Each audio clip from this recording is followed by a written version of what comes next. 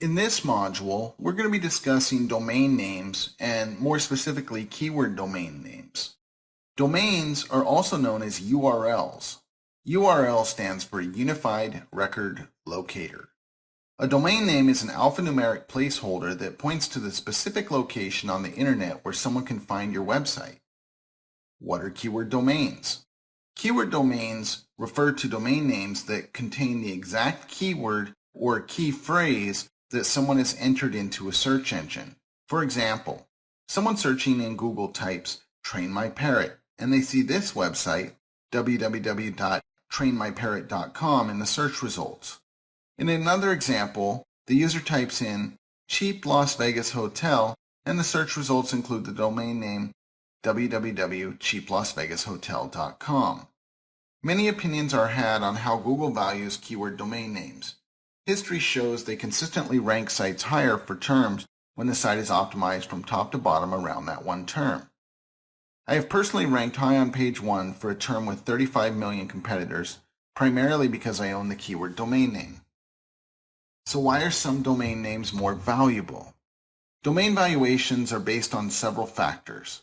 Other than the name containing the keywords, there are different classifications of domain names. Currently, there are right around 200 domain extensions available. Google pretty much sets an extension's value based on the extension's worldwide visibility. So if your domain extension can be seen throughout the whole world, it is obviously more valuable than if it can only be seen within one country. To put it a different way, the .com, .net, .org, and .info extensions are all considered international top-level domain extensions. That means that whatever domain is associated with these particular extensions, that's going to be served to web surfers worldwide. These top-level domains also appear to be given ranking authority in the same order that we discussed above. In 2013, there have been several other extensions come into play as top-level domains. See if you can guess what each of these TLD represents.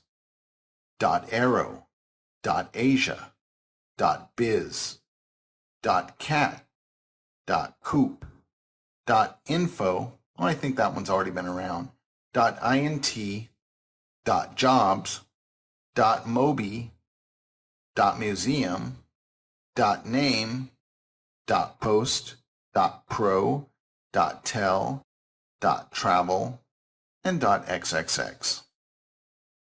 All other extensions are considered geo or geographic domain extensions and are relevant to websites displayed within a particular country. There have been a few exemptions to this rule for extensions such as .tv that has been used for numerous sites that contain streaming video, or now with internet speeds approaching that of cable TV for television broadcasts. Google has been known to occasionally serve .tv domains globally. Recently, we've seen another player in the market, the .co extension. This extension is a short form of what was .com.co, the Colombian country or geo extension.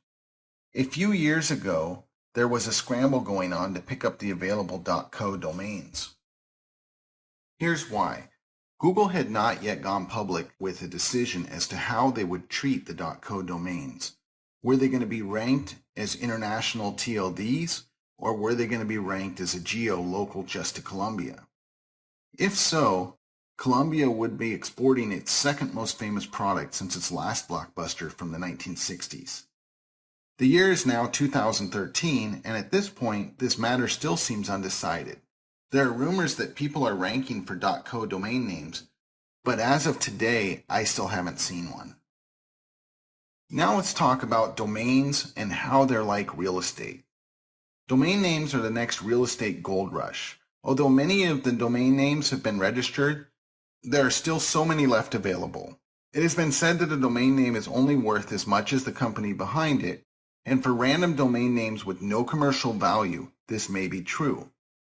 But for keyword domain names that match up to search terms, value is based on how many searches for that term each month.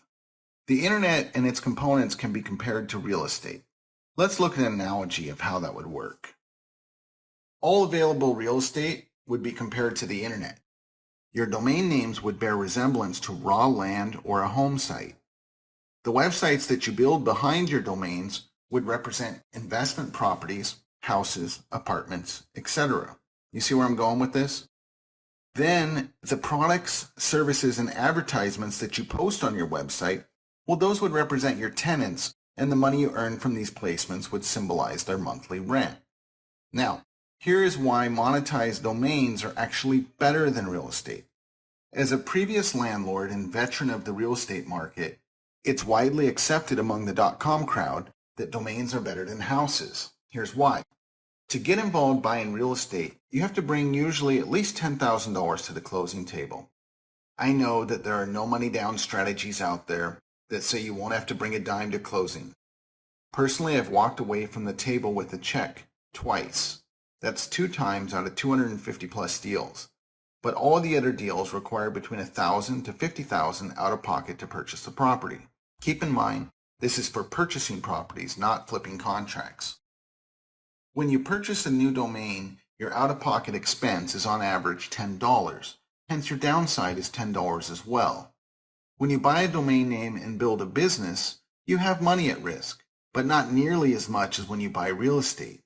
If one of your websites fails to make even a penny during the month, you only lose the potential profits.